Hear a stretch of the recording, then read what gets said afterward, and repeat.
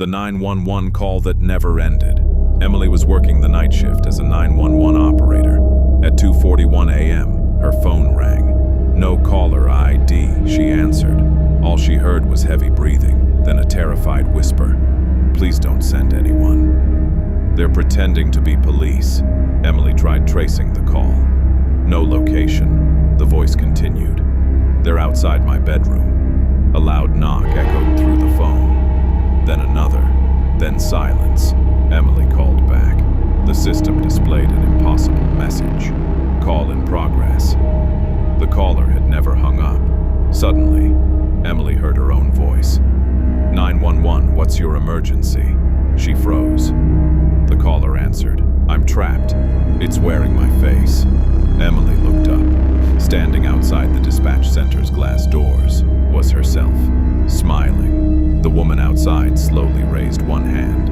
The real Emily didn't. Then every phone in the building rang at once. Every line played the same recording. Emily screaming. Security footage later showed Emily leaving work alone, walking into the parking lot, smiling. No one ever saw her again. But dispatch still receives a call every year at exactly 2:41 a.m. Woman whispers, "Don't answer if it's me." The house that knocked back everyone in town knew the abandoned house on Willow Street. The windows were boarded shut. The front door had been nailed closed for years. But every night at exactly 3:03 a.m., 3 knocks echoed from inside. People said if you knocked back, the house would answer. 3 teenagers decided to test the legend. Ryan walked onto the porch. Knock, knock, knock, silence. They laughed. Then, knock, knock, knock. From directly behind them, they turned. No one. The front door slowly opened by itself. Inside, the house looked untouched. Dinner sat on the table. The TV played nothing but static. A family portrait hung above the fireplace. The faces had been scratched away. Ryan noticed another photo.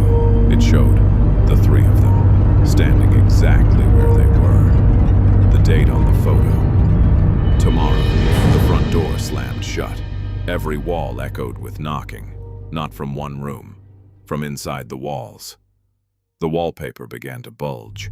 Hands pushed outward, trying to escape. One whispered, "Knock again." Ryan ran for the door. It opened. Outside wasn't the street.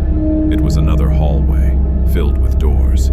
Every door had his name written on it. Then every doorknob turned at once. Police found the house empty the next morning, except for one new family portrait. 3 smiling teenagers standing inside the living room. The floor below, the basement. An old apartment building had one strange rule. The elevator only went to B1. Maintenance workers claimed there was another level beneath it, B2, but no button existed. One night, the elevator stopped between floors. The lights flickered. A new button appeared, B2. Marcus pressed it. The elevator descended for nearly 5 minutes. When the doors opened, there was no basement, only an endless hallway. Every apartment door had his apartment number. He opened one. Inside, he found his own bedroom, his own clothes, his own phone. Except every family photo was different. In each picture, Marcus had been replaced. Someone knocked, not on the apartment door. From inside the closet, 3 slow knocks. The closet door creaked open. A man stepped out. He looked exactly like Marcus, except he had no eyes, only empty black sockets. He smiled. "I've been waiting for you to come home." The lights went out. When they returned, Marcus was standing back inside the elevator. The B2 button was gone. Maintenance searched the elevator shaft the next day. There was no basement below B1, only solid concrete. Yet one worker found fresh footprints, leading straight into the wall. They stopped, as if someone had walked through it.